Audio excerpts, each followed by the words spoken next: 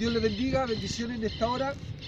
Quiero compartirles la palabra del Señor en el libro de San Juan, capítulo 14, versículo 15. Nos dice así: si me amáis, guardad mis mandamientos. Y yo rogaré al Padre y os dará otro consolador para que esté con vosotros para siempre. El Espíritu de verdad, al cual el mundo no puede recibir, porque no le ve ni le conoce. Pero vosotros le conocéis, porque mora con vosotros y estará en vosotros. Amén. Está un texto muy hermoso, donde Jesús, nuestro Señor, le promete a los discípulos el Espíritu Santo. Les dice que Él no los va a dejar solos, no los va a dejar huérfanos, sino que les va a enviar al Consolador, al Espíritu Santo, al Espíritu Precioso, que para que esté con ellos para siempre. Ya sabe que uno de los mayores, el mayor testimonio que tenemos como hijos de Dios es el sello del Espíritu Santo. Aquí lo dice la palabra del Señor. El mundo no puede recibirlo. El mundo hoy en día hay muchos espíritus. Por eso el apóstol Juan nos dice que debemos examinar los espíritus, porque no todos los espíritus vienen, cierto, de parte de Dios. También está el espíritu, cierto, de apostasía, el espíritu del anticristo. Ya hay espíritus engañadores, diferentes tipos de espíritus, ya. Pero el Espíritu Santo es la promesa de Jesús, es la promesa maravillosa que Jesús nos hace. Ya sabe que el sello maravilloso que tenemos es justamente el Espíritu Santo. No es hablar en lengua, no es profetizar, no son los dones del Espíritu, sino en la presencia de Dios mismo en nosotros a través de su Espíritu. Jesús nos dice también en Mateo 28, he aquí yo estoy con vosotros todos los días, Mateo 28, 20, hasta el fin del mundo. Jesús no está en todas partes en forma literal, pero sí está en forma presencial. ¿Y cómo está en forma presencial? A través de su Espíritu precioso. Sabe que tenemos que tener el Espíritu de Dios en nosotros. El libro de Romanos, capítulo 8, versículo 16, dice: el Espíritu mismo da testimonio a nuestro espíritu de que somos hijos de Dios. Eso es importante. No es la gente, no es el mundo, no es los cristianos, es el Espíritu de Dios que nos da testimonio que somos hijos de Dios. ¿Ya? No es el judaísmo, porque muchos hoy día del judaísmo, tristemente, están llenos de contienda, están llenos de prejuicio, de discriminación, ¿cierto?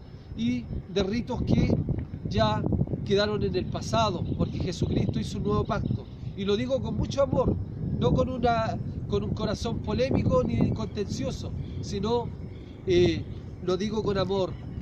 Bueno, por cierto, Jesús nos dice la palabra de Dios en el libro de Romanos que Dios va a restaurar, ¿cierto?, en este mismo libro al pueblo de Israel, ya en los tiempos de la gran tribulación, ya. Pero el Espíritu de Dios es quien realmente da testimonio a nosotros que somos hijos de Dios. Ese es el sello que Dios nos ha dado, las arras de nuestra herencia. Mire lo que dice aquí también el mismo capítulo 8 de Romanos, el versículo 9. Mas vosotros no vivís según la carne, sino según el Espíritu. Si es que el Espíritu de Dios mora, es decir, vive, entre paréntesis, mora en vosotros. Y si alguno no tiene el Espíritu de Cristo, no es de Él. Una pregunta muy personal, pero también es muy importante. ¿Usted tiene el Espíritu de Dios en su vida? ¿Ya? No le he preguntado si usted cree en Dios, si usted va a una iglesia. Le he preguntado, ¿está el Espíritu de Dios en usted? Aquí nos dice la palabra de Dios que si el que no tiene el Espíritu de Cristo simplemente no es de Él. ¿Ya? Porque el mundo corre, obedece a todo lo que dice este sistema mundanal. ¿Por qué cuando hay alguna actividad mundana, cuando aparece algún juguete, alguna moda, por qué la gente corre y aún pierde el control por todas esas cosas? Porque hay un espíritu que lo influencia. Sin darse cuenta, la gente lo arrastra, lo mueve a todas esas cosas. Pero nosotros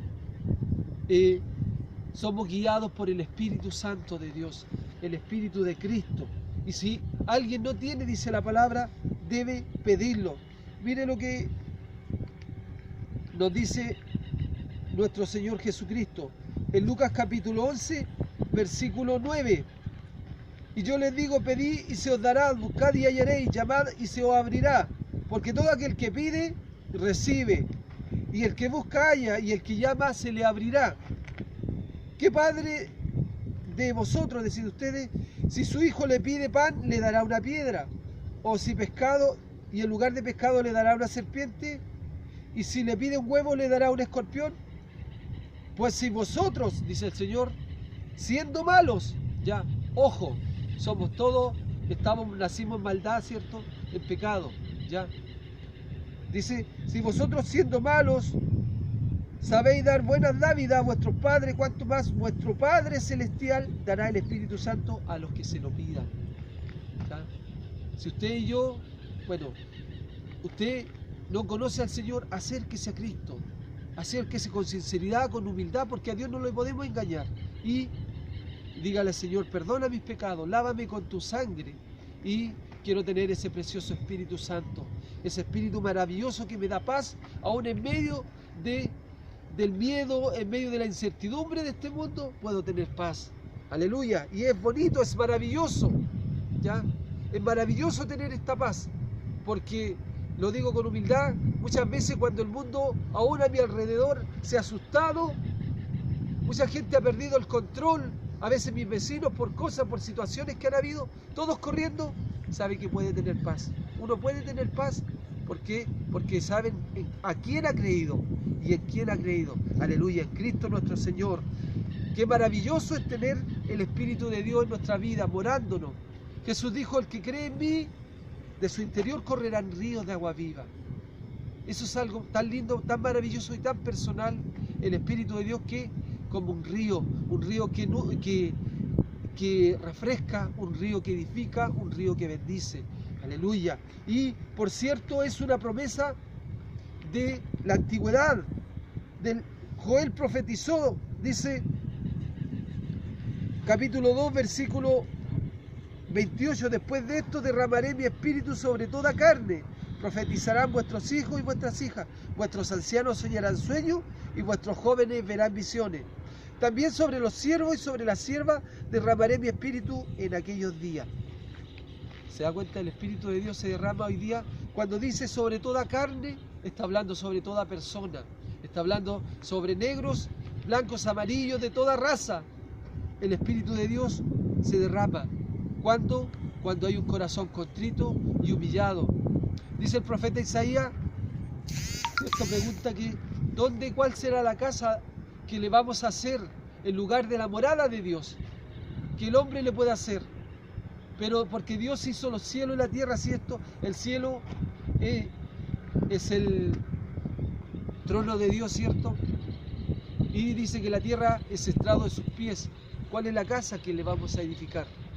Pero dice que Él mirará al de humilde corazón, al que se humilla, al que tiembla su presencia. Eso es lo que Dios quiere. Somos todos pasajeros en este mundo.